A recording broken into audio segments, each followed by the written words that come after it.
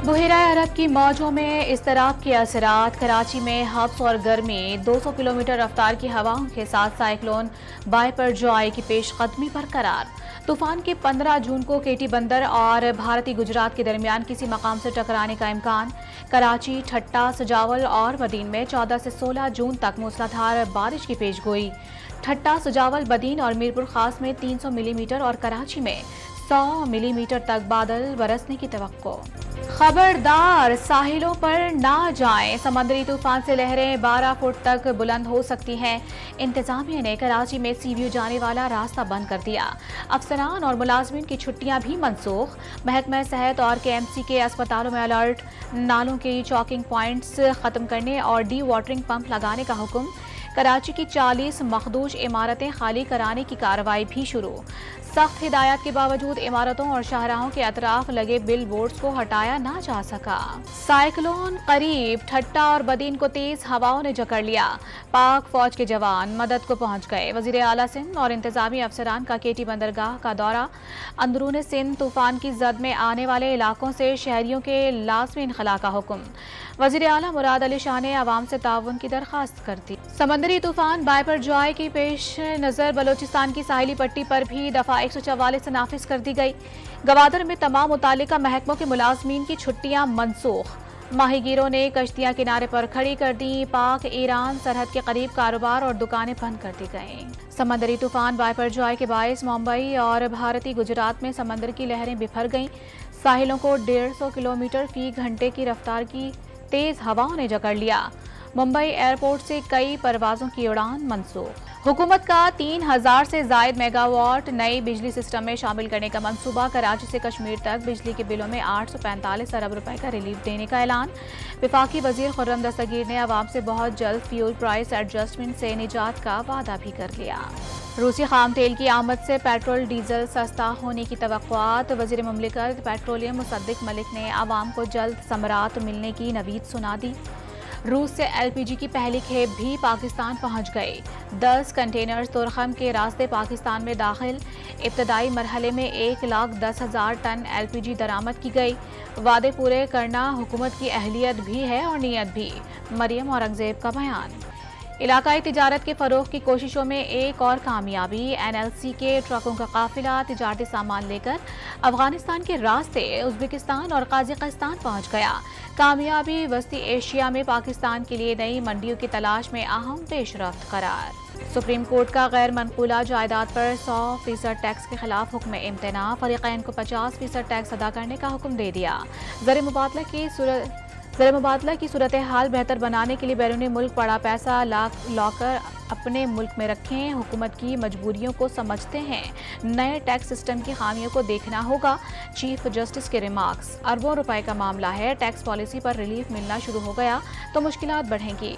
Member legal FBR का मौक़िफ़। Budget में नए टैक्स लगाए जाने के बाद स्टॉक मार्केट में कारोबारी सरगर्मियां उतार चढ़ाव का शिकार। आज नई मॉनेटरी पॉलिसी का ऐलान भी मुतवक्के। स्टॉक ब्रोकर्स को शरह सूद मुस्तहकम रखे जाने की उम्मीदें। पे नैब ने अपना अमल दखल बढ़ा दिया जिससे इसकी नेकनामी पे एक धब्बा लगा। पिछले कुछ अरसे में ये कुछ तनाज़ात का शिकार भी रहा जिसकी निशानदेही हमारी सिविल सोसाइटी, मीडिया ने, हत्ता के मोअज़्ज़ज़ अदलिया ने भी की। माजी में नैब को सियासी मकासद के लिए इस्तेमाल किया गया। इदारे की कमजोरियों और कोताहियों का एहसास है। नैब 100% गैर सियासी रहेगा। कोई लाडला या दुश्मन नहीं। सरमायाकारों और बिजनेस कम्युनिटी के असासों का तहफ़्फ़ुज़ करेंगे। चेयरमैन नैब लेफ्टिनेंट जनरल रिटायर्ड नज़ीर अहमद भट्ट का तकरीब से खिताब। PTI के लोगों से रब्ते किए, मैंने भी किए, मैं मिला हूं लोगों से। लेकिन मिलने का मतलब ये नहीं है कि कोई डरा रहे हैं, धमका रहे हैं, पैसे दे रहे हैं। और ये मैं आपको बता दूं कि मुझे अक्सर PTI के लोगों ने ये कहा कि हम आपको वोट नहीं करेंगे। मना कर दिया मुझे। कुछ ने कहा मुझे कि हम हाफिज साहब को वोट करेंगे। हम आपको वोट नहीं करेंगे, हमारी पार्टी का फैसला है। मेयर कराची के इलेक्शन पर लफ्जी जंग का सिलसिला जारी। पीपल्स पार्टी ने मुखालिफिन के बयानात ताज़ियती प्रोग्राम करार दे दिए। जमात इस्लामी को वोट MQM के बाइकआउट की वजह से मिले। हाफिज नईमुर रहमान को उनके अपने लोग भी वोट देना नहीं चाहते, सईद गनी का दावा। सिंध हाई कोर्ट ने किसी भी UC चेयरमैन को गैर कानूनी हिरासत में रखने और हिरासत करने से रोक दिया। मेयर के इलेक्शन के रोज मुंतखब नुमाइंदों की हाजिरी यकीनी बनाने के हुक्म भी दे दिया। 9 मई को GHQ हमले में मुलविस एक और शरपसंद की शनाख्त राजा दानिश वहीद रावलपिंडी का रिहायशी है। डंडों से GHQ के मोनोग्राम को तोड़कर अंदर दाखिल हुआ। पत्थरा और पेट्रोल बम फेंकने में भी सफ़े अव्वल रहा। कानून नाफिज करने वाले इदारे गिरफ्तारी के लिए मुतहर्रिक। इस्लामाबाद के थाना रमना में बैरून मुल्क बैठकर तशद्दुद पर उकसाने, दहशतगर्दी और बगावत का मुकदमा दर्ज। शाहीन सहबाई, सैयद हैदर रजा मेहदी, वजाहत सईद खान और आदिल फारूक राजा नामजद। मुल्जिमान गैर मुल्की एजेंसियों के आलाकार बने हुए हैं। मुल्क में खाना जंगी चाहते हैं। FIR में संगीन इल्जामात। वतन पाकिस्तानी अपनी मिट्टी की मोहब्बत को अपना फर्ज समझता है।